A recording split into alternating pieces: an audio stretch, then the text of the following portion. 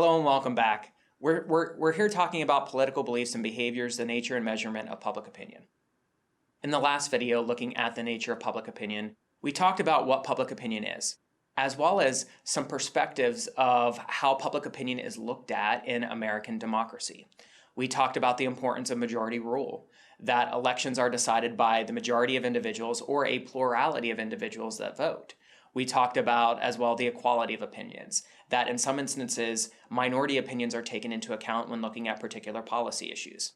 We also talked about the importance of interest groups as well as elites in framing public opinion. That is, how do they communicate about public opinion in a way that then allows voters and individuals in the United States to understand often complex public policy issues. And that's what we're going to continue to focus on in this particular video. We're going to be looking at the nature of public opinion as it trickles through the American public from elites at a higher level in the US government.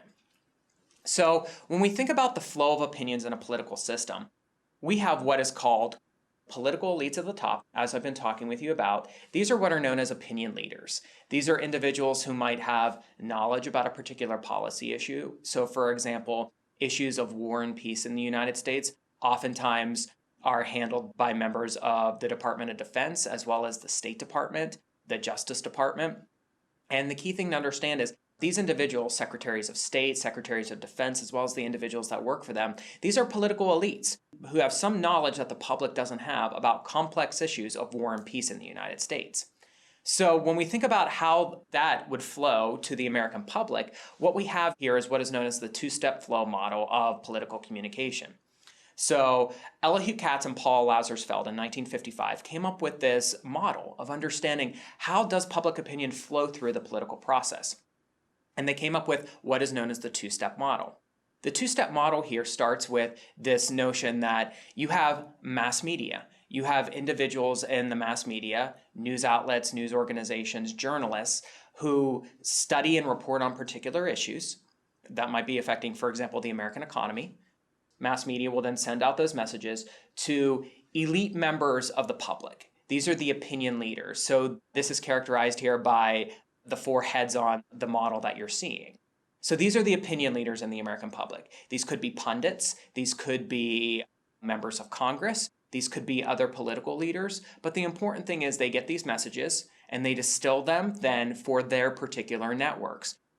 So you see the very awkwardly drawn four smaller heads around each of the other larger heads in the model. And the key thing to understand here is that these opinion leaders then are the ones that relay these messages to the public. And you might be thinking here, well, this makes sense when you think about something like, how does a tweet go viral? How does a video go viral? And this is actually something that political communication scholars have looked at in the sense of how do we understand contemporary media information getting out there through social media, through Snapchat, through Facebook, through Twitter. And many researchers have come back to this basic model from 1955 when Twitter was a long way off, when the internet was a long way off, when TV was just being introduced into American households. And what you see here is that you have an information apparatus, in this case mass media, broadcasting information to opinion leaders, and these opinion leaders then broadcast that information to members of the public. And this is how you can think of how oftentimes public opinions can flow top down in American democracy.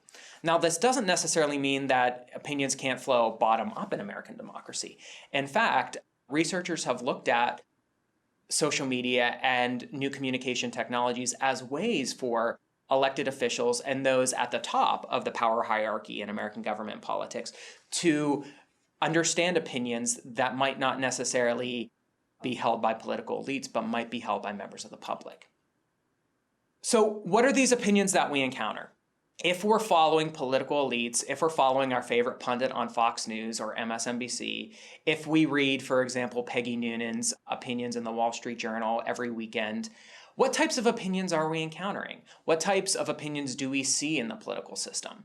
What we know, based on research in political science and communication, is if we're encountering opinions about politics, most likely these opinions already agree with our partisan affiliation and predispositions.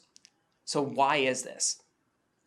The big reason behind this is a process known as partisan selective exposure. It's this idea that when we seek out information, when we're seeking out political opinions, we seek out political information that is oftentimes favorable to our political beliefs. Sometimes we know this, sometimes we don't know this. So for example, Pew Research data indicates that Republicans watch Fox News more than Democrats do. In turn, Democrats watch CNN and MSNBC more than Republicans do. So that is a selectivity process. We selectively expose ourselves to information that agrees with our partisan dispositions. And one of the big reasons for this is we don't like what psychologists call cognitive dissonance. We don't like having competing cognitions flowing around in our heads, confusing us. So it's easier to take in information and take in political opinions that already agree with who we are as a political partisan, whether Republican or Democrat. The important thing here is that ultimately what happens in some cases is these opinions bolster our pre-existing beliefs. They make us less tolerant of other beliefs out there, and they can cause political polarization in some instances. So they can cause a hardening of our pre-existing political beliefs. So when we think about our particular networks of individuals, our family, our friends, and where we get information from, so we could think of it as the opinion leader that we get our information from and the network of that opinion leader. Most likely that network also agrees with our political beliefs in a lot of ways. So we, on a regular basis, as partisans in the United States, don't necessarily expose ourselves to information that disagrees with our political beliefs. And this is what political communication scholars call the echo chamber effect. So you're in a cave and you yell and you hear an echo bouncing around. That echo is ultimately your existing voice, your existing perspective, and this is the echo chamber effect. That ultimately the voices we hear in our political networks or the voices we hear in our social networks about politics are oftentimes echoing what we think as well. So this is the echo chamber. Interestingly enough, the Wall Street Journal has actually put together a very fascinating infographic trying to understand what our Facebook feeds look like when we only expose ourselves to information that either agrees with our political beliefs or disagrees with our political beliefs. So I encourage you to click on this particular link to look at the Wall Street Journal infographic. So this Wall Street Journal infographic, known as Blue Feed and Red Feed, gets you to understand what a liberal Facebook and conservative Facebook would look like. And this is not necessarily Facebook making these decisions. These are the decisions that we unconsciously and consciously make to expose ourselves to information about politics that agrees with our political beliefs. So I encourage you to scroll through this website and take a look at what this would look like. You can click on a topic about anything. So for example, we could click on a topic about Barack Obama and understand what a Facebook feed, what a conservative Facebook feed would look like about Barack Obama, and what some of the news would be like on a conservative's Facebook feed. And then you can compare that to what a liberal's Facebook feed would look like, what a progressive's Facebook feed would look like in terms of the information that they're sharing. And what you see is that conservatives and liberals live in two separate worlds. They consume many, many different types of information. So when we go back to public opinion and thinking about what we're talking about in this particular section of the course, you can see how opinions among partisans can be so vastly different at any one time.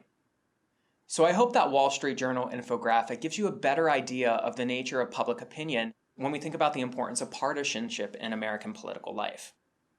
So now that we've covered that, what we're going to do in the next video is actually look at how do public opinion scholars measure public opinion. So we're going to be looking at how public opinion scholars talk to voters about the opinions that they have and how they measure them, aka also known as public opinion polling. So I look forward to seeing you in the next video.